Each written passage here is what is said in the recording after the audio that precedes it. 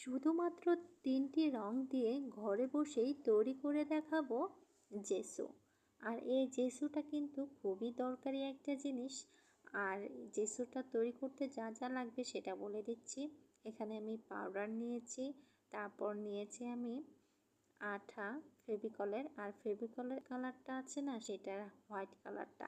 এখন আমি এখানে পরিমাপটা দেখিয়ে দিচ্ছি। আমি 3 চামচ পরিমাণ পাউডার নিয়েছি, আর সাথে 3 টেবিল চামচ পরিমাণ আমি আঠাটা নিয়েছি, আর সাথে অল্প পরিমাণ সাদা রঙটা দিয়ে আমি এটাকে সুন্দর করে মিশিয়ে নেব, আর অল্প পরিমাণ পানি দিয়ে দেব।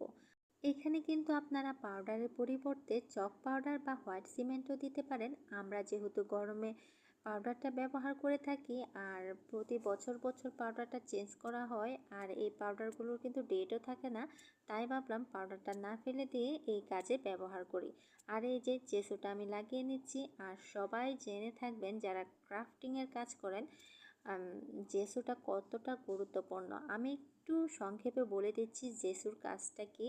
যে কোনো কিছু রং করার আগে জেসুটা অ্যাপ্লাই করে নিলে রংটা দেওয়ার সময় রংটা যেমন কম লাগে, সেই ক্ষেত্রে যে কোনো কিছুতে রং করলে রংটা খুব ভালো করে বসে, সেই সাথে রঙের ফিনিশিংটাও কিন্তু সুন্দর আসে।